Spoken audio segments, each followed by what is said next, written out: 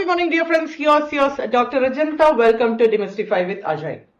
Let me just start with implementing the necessary libraries. Dear friends, of course, we have already seen this in the previous session as importing the NumPy, SkyPy. Of course, here we are using SkyPy for null space function, and we have imported that matplotlib and warnings, of course, to suppress all warning messages.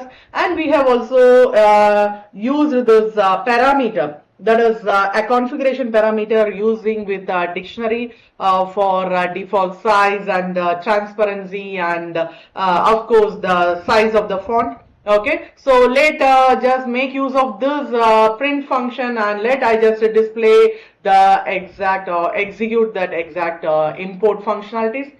Let me just move on to the first main topic, matrix norms. Dear friends, matrix norm is a single number that characterizes the size of matrices. There are two broad families here. Yes, one is element wise, and next, of course, it is induced. So in this session, we are just going to discuss about this element wise. Yes, computed from individual matrix entries. They reflect the magnitude of the element. And here, when just going on towards induced, yes, it reflects how much the matrix stretches vectors during matrix vector multiplication. We would just discuss this when we just have the SVD discussions. Dear friends, the first main thing, it is all about Frobenius norms.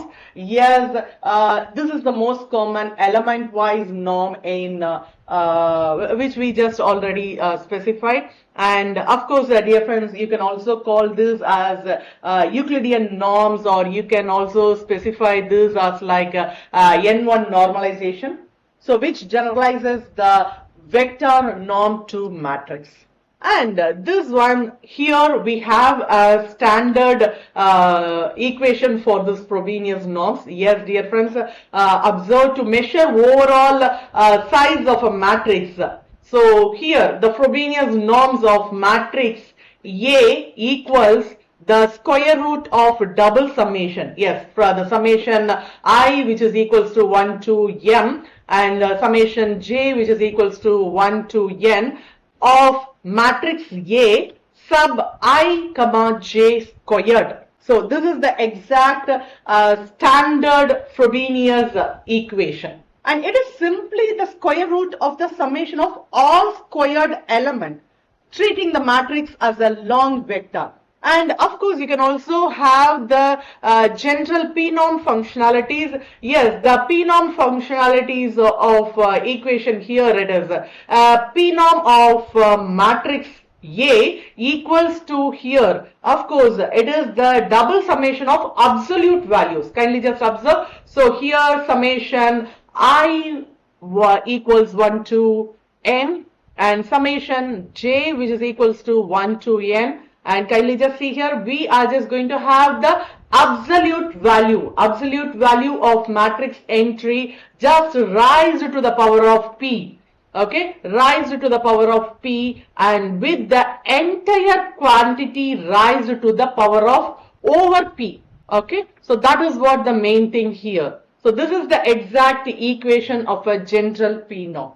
And dear friends, here setting p is equal to 2 recovers the Frobenius norms, and here p equals 1, that gives the L1 normalization.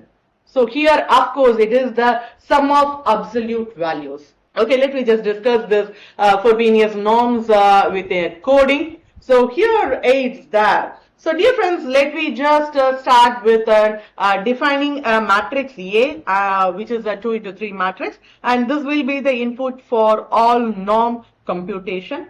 And here we are just going to make a comparative different way to compute this Frobenius. Yes, with the manual functionalities, with the NumPy, and with the flattened versions. Okay, so yes, when coming towards manual, so kindly just observe here we have a to the power of 2, that is square every element, and the exact summation, yes, it add all squared value and towards the square root. So direct implementation of this. So this is what the manual. And when I'm just going towards this NumPy version, kindly just observe. So here we are using Fro. This is what the argument explicitly specifies the Frobenius norms. So this compute the same Frobenius norm using NumPy built-in function. Next we have the flattened one. Of course, dear friends, kindly just see here. Here the matrix is flattened to single dimension. Okay. Then we compute the standard equilibrium norms. So this works exactly because Frobenius norms, which is equal to vector norm of flattened matrix. Okay, now once done, okay, let me just execute this and print the matrix A. This is for reference, and let me just manually compute this Frobenius norms, and next we just display the NumPy equations and with the flattened also. Okay, so all three values are shown B. Let me just see what it happens. And last but not least, let me just have the element-wise L1 norm also. Okay, so yes, this exact one compute the element-wise L1 norms. So kindly just see here. This is what abs of A, that is absolute value, and then sum of all elements.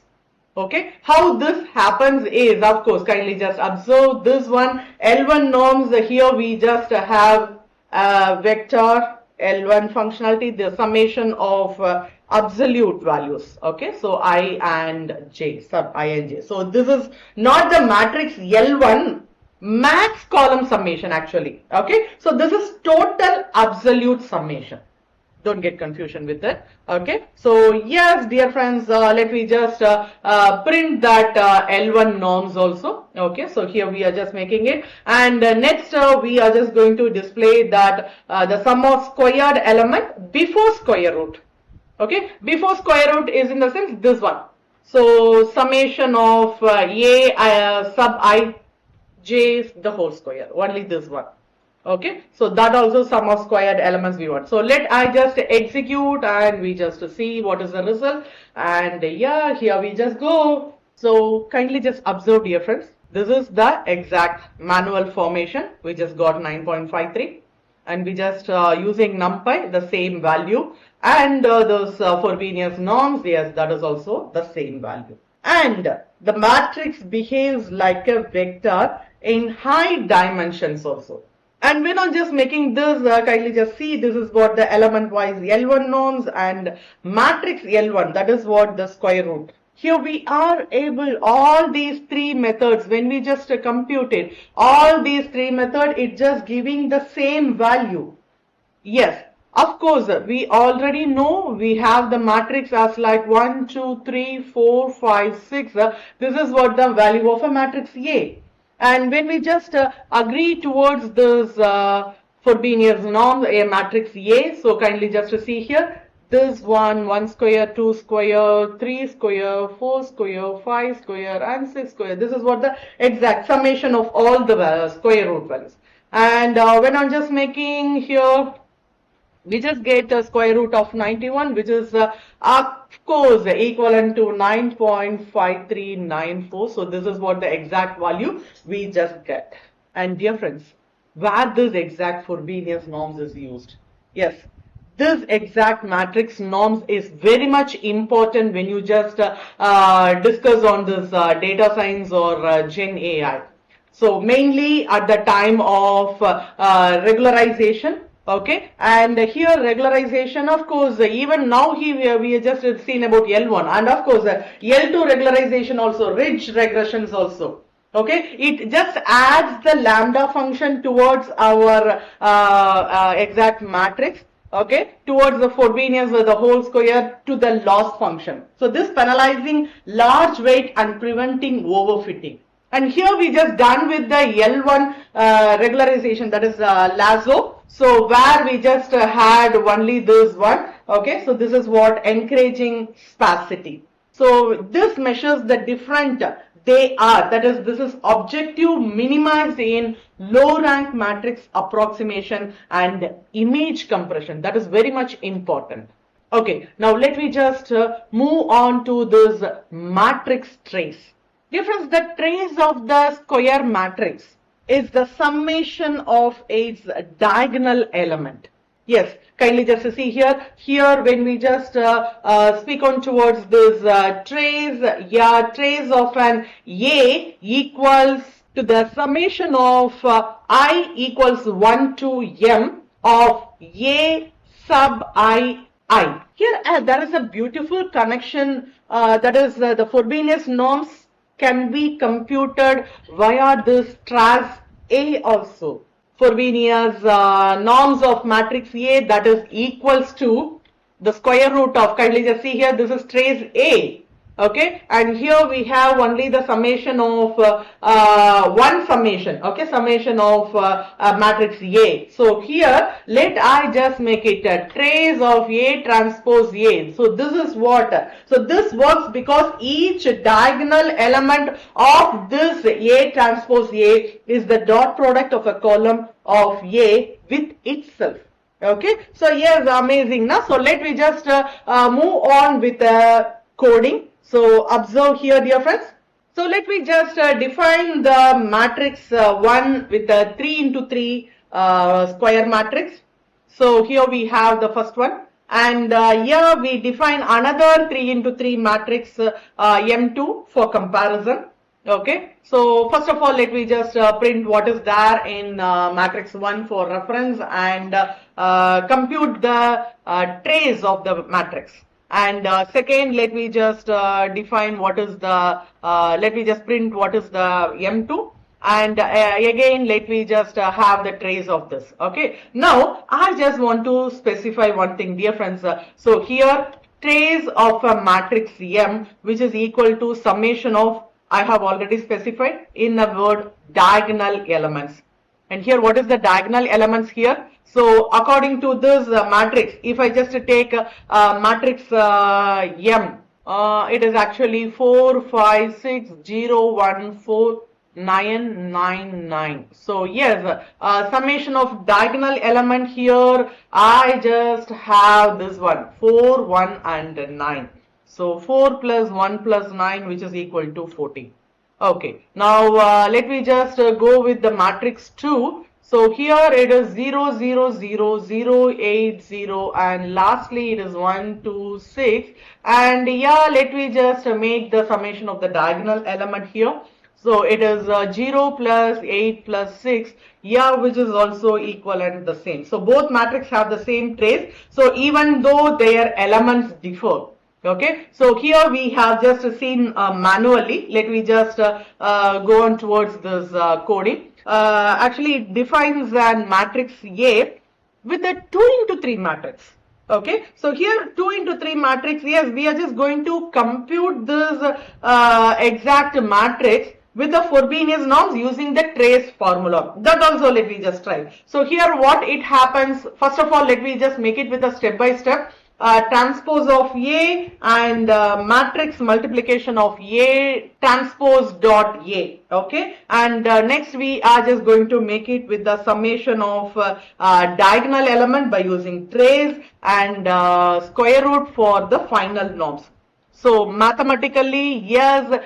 So this exactly explains, that is, the computes the Frobenius norms using this functionality. And here we have NumPy built-in functions also. By using this one, kindly just observe Fro and linear algebra and mathematical built-in function. Okay, once done, let me just print all the things and let I execute. Kindly observe, dear friends. So yes, here we have the M1 matrix.